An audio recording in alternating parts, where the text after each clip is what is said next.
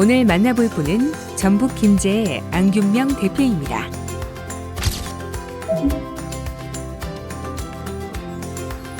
이곳은 암소 80마리, 수소 및 거새우 21마리, 총 101마리의 소를 사육 중이며 모두 번식 중심의 사육을 실시하고 있습니다.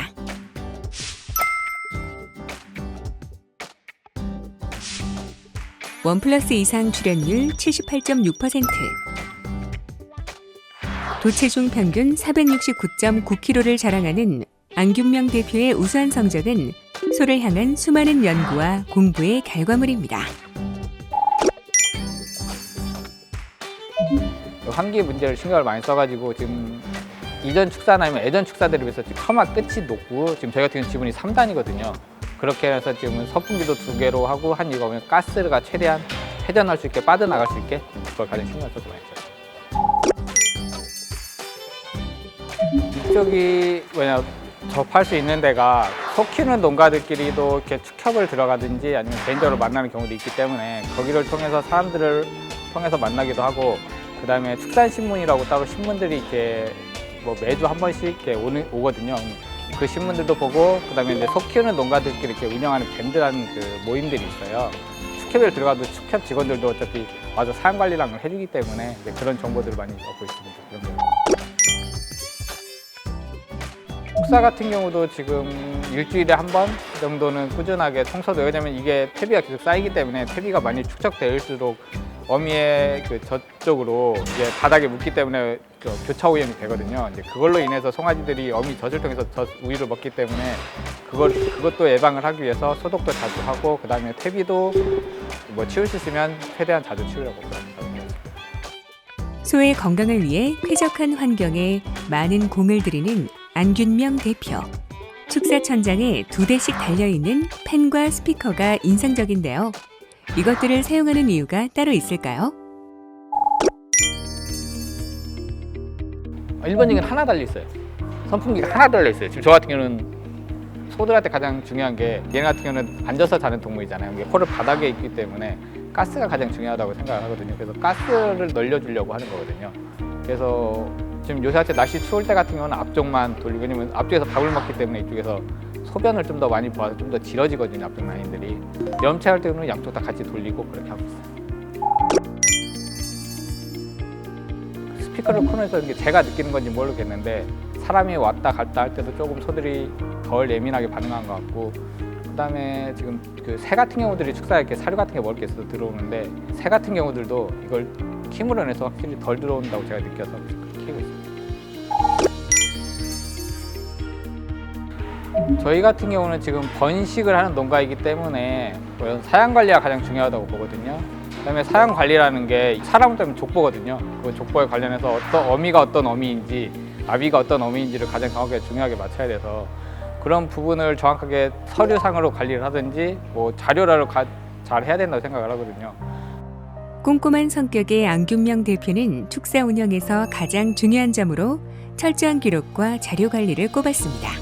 그렇다면 어떤 것들을 중점적으로 기록하고 있을까요? 요새는 다 거의 열에 9은 인공수정을 하거든요. 그러면 이거를 정확하게 하려면 계속 문서화하고 자료화를 계속 정확하게 체크를 해야 되거든요.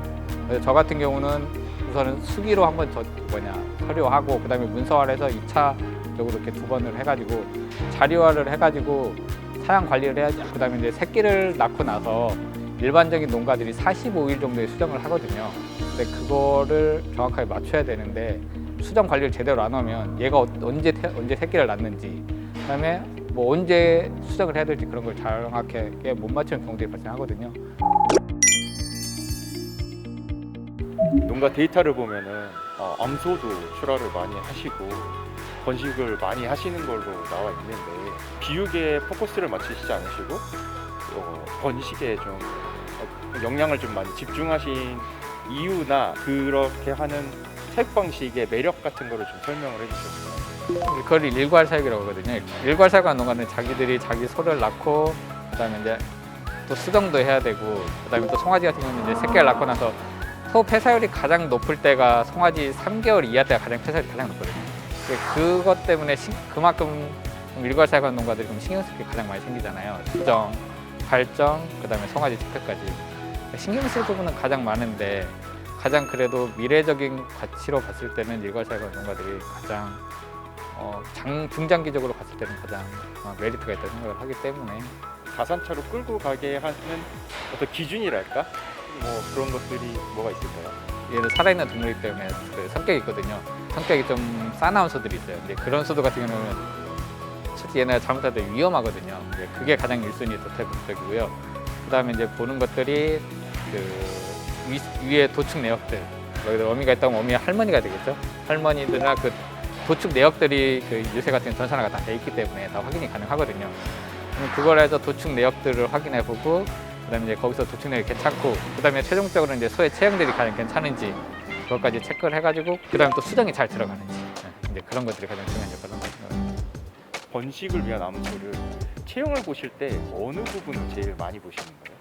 그러니까 등판이 이렇게 일자로 쓴 애들이 있고 이렇게 흰 애들이 나와요. 그러면 이제 흰 애들 같은 경우는 전체적으로 봤을 때는 클 때 최종적으로 이렇게 봤을 때 같은 경우는 좀 덜 큰다고 봐요. 소에 있어서는 생시 체중이 굉장히 중요한 걸로 알고 있는데 이제 생시 체중을 늘리려고 어떤 노력을 해왔는지 좀 알고 싶은데요. 저 같은 경우는 생식 체중을 어떻게 하냐면 태어났을 때 체중계를 갖고 들어가요. 좀 늦었다고 뭐 새벽 저녁에 날 때 있잖아요. 그럴 때는 그 다음 날 가서 체중을 무조건 재요. 그래가지고 다 체크를 해놓거든요. 서류화를 해가지고 왜냐면 아까 제가 했잖아요. 계량을 하는 것 중에 가장 큰 게 뭐냐면 이 소가 정액이 냉도 체중 있잖아요. 그거를 맞춘다고 해도 작게 나는 소들이 나오고 내가 생각했던 기준보다 작게 난다. 그럼 걔네 같은 경우는 같이 어미도 도태가 되고 송아지 같은 경우도 좀 막이도 송아지 때 이렇게 크게 나요. 이제 사장님이 원하시는 어떤 성질을 개량하는 걸 가장 중점을 두세요? 저 같은 경우는 가장 1순위가 우선은 체형이 가장 커야 되고요. 그 다음이 등심 남면적하고 근내 쪽을 봐요. 왜냐면 소가 같은 체형을 해도 여기들 소가 같은 도체중 500kg가 나와도 등심 남면적이 100이냐 이게 뭐 120이냐 아니면 80, 뭐 90이 나오냐 그거에 따라서 왜냐면 이 경백가가 틀려지거든요. 그런 부분이 가장 신경을 많이 쓰죠. 꼼꼼한 기록 관리와 철저한 관찰을 통해 완벽한 개량을 추구하는 안균명 대표. 이런 정성과 노력이 지금의 훌륭한 결과를 이뤄낸 것이 아닐까요? 24시간을 함께하는 소들은 안균명 대표에게 어떤 존재일까요? 저 같은 경우는 이게 저의 평생 직장으로 생각하기 때문에 이제 소들과 같이 이제 업을 평생을 해야 될 그 관계라고 생각을 하고 있습니다.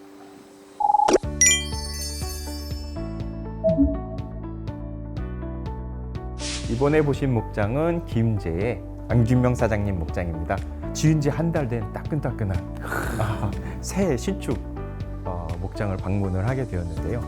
일단 뭐 다른 농장처럼 기록 관리 철저히 하고 계시고 축산신문이나 축협을 통한 공부도 열심히 하고 계시고 분만 송아지에 대해서 특히 설사 예방하고 호흡기 관리 아주 뭐 철저히 하고 계시는데 그 중에는 이제 기본적으로 어미들한테 백시네이션 예방 백신 철저히 하고 바닥 관리를 어느 집보다도 잘 하고 있습니다라는 게 있고 그 다음에 이제 스피커로 음악을 틀어줘서 스트레스를 좀 굉장히 낮춰주고 그걸 해줬더니 밖으로부터 참새도 덜 날라온대요. 그래서 이거 재밌는 결과인 것 같아요. 정말 외부로부터 참새 비둘기 때문에 고통받으시는 분 많은데 이거 좀 한번 저도 테스트해보고 싶어요. 하여튼 번식하다가 속색이는 소는 무조건 도태시킨대. 또 새끼 놈은 또 그렇다는 걸 잘 아는 거예요. 그래서 이거 또 뭐 과감하게 도태시키고 있고 한 가지 이제 볏짚을 무제한 급이하고 있다고 해요. 이제 소들이 보통 농가에 가 보면 막 파이프를 핥거나 혓바닥을 돌리거나 하는 돌은 되게 이제 배가 고픈 거예요. 그러니까 번식우에게 볏짚이라도 좀 실컷 먹게 해줘라. 그러면 없어지거든요. 근데 번식에 볏짚을 이제 실컷 주고 있다라는 거 그렇고 불평 요소로서는 이제 정액 공급이 좀 아쉽다 이제 이야기하셨고.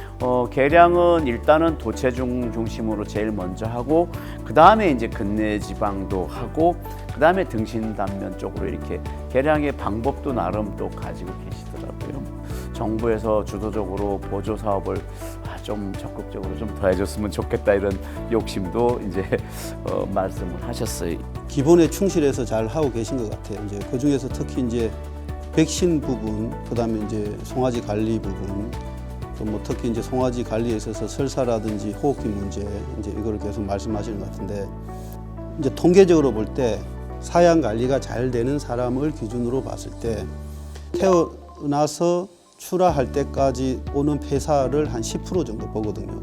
그 폐사율 10%의 90%가 언제 일어나냐 하면 분만한 지 3주 이내에 있는 신생 송아지에서 일어나요. 필드에서 일하는 우리 임상 수의사들의 하는 일에 거의 대부분은 송아지 기준으로는 태어난 지 한 달 이내에 있는 신생 송아지, 엄마 기준으로는 분만한 지 한 달 이내에 있는 엄마 소를 거의 우리가 보통 치료하는 게 이머전시 콜의 거의 대부분이거든요. 폐사율을 입히는 질병은 뭐냐면 뭐니 해도 송아지 설사입니다.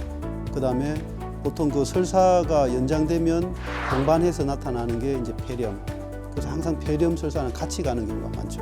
엄마 소나 엄마 돼지에 하는 그 백시네이션을 왜 하냐 하면 그 엄마가 분만하기 전에 백신을 맞아서 체내에 형성된 모체의 이행 항체를 새끼가 이어받아야 되니 분만하기 2개월 전에 1차, 2차 백신 접종을 해야 됩니다. 이제 이렇게 하고 우리가 컨설팅을 많이 해요.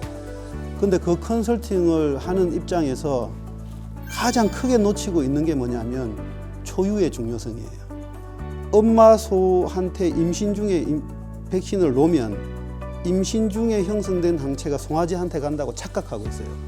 태반의 해부학적인 구조 때문에 임신 중에는 엄마가 가지고 있는 항체가 태반을 통해서 새끼한테 전달되는 율은 제로예요. 단 하나도 못 가요.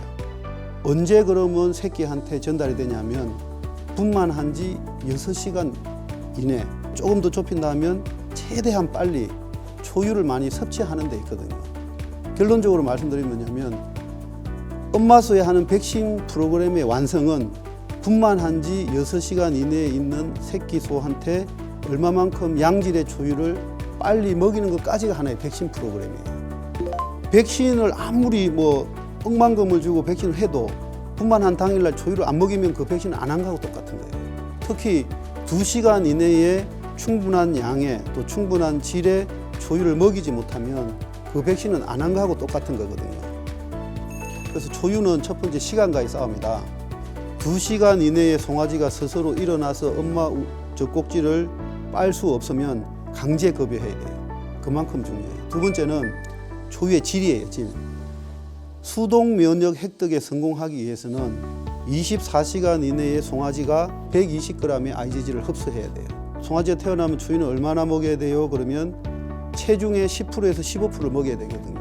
한우 송아지의 평균 생식 체중을 25kg라 보면 10%라 하면 2.5리터, 15%라 하면 건 3리터의 초유를 먹여야만 얘가 스스로 항체를 형성할 수 있는 2달까지 질병을 방어할 수 있는 그 면역력을 획득하게 되는 건데 우리 같은 컨설턴트들이 한우 농가를 교육을 할 때 반드시 놓치지 말아야 되는 부분이 엄마소한테 하는 백신은 분만 당일날 초유로 먹이는 것까지가 한 사이클입니다 하는 것을 엄청나게 주지시켜줘야 돼요. 그래서 초유는 양, 그다음에 질, 타임 그게 중요하다. 저는 그렇게 생각하고 있습니다.